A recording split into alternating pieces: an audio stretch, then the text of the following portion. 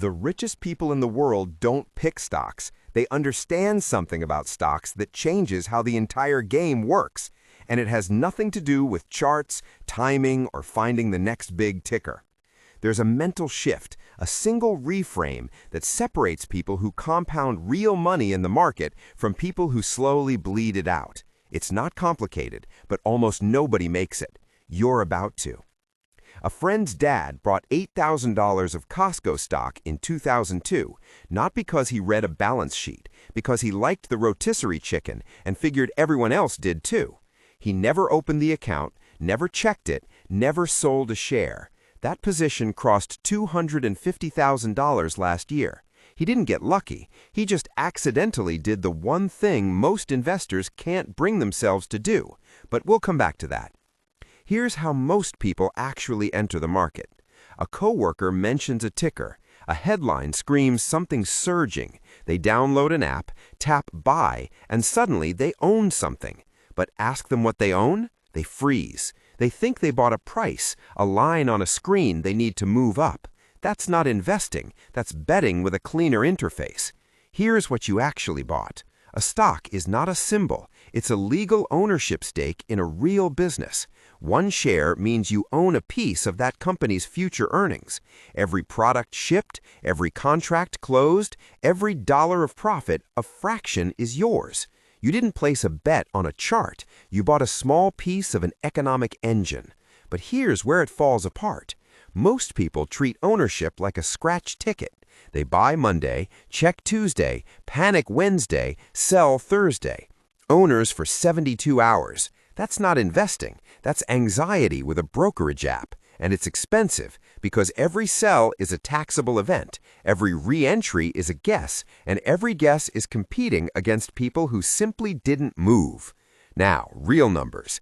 $10,000 in the S&P 500 20 years ago, never touched, would be worth roughly $70,000 today. No stock picking, no clever moves, just ownership and time.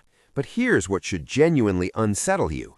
Miss just the 10 best trading days over those 20 years, 10 out of 5,000, and your return drops by more than half.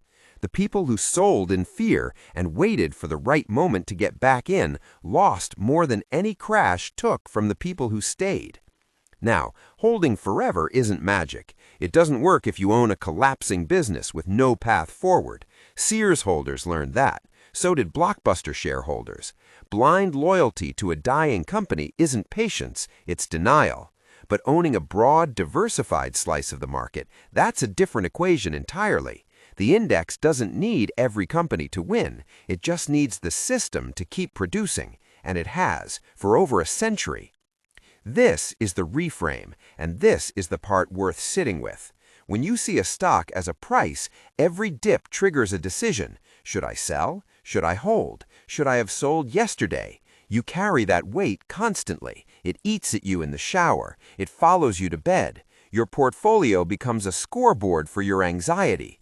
But when you see a stock as ownership, real ownership in businesses you understand, a dip isn't a loss. It's the same business on sale. Same revenue, same customers, lower price.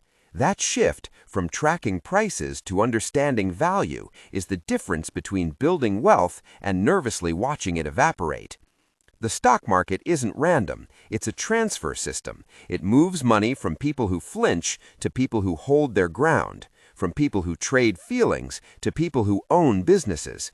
You don't need a terminal. You don't need to decode earnings reports. You need to understand what you actually own and then develop the discipline to do what that Costco dad did. Absolutely nothing. Subscribe if this reframed something. Next video breaks down how a Roth IRA started in your 20s can outperform decades of active stock picking. The math on that one is almost offensive.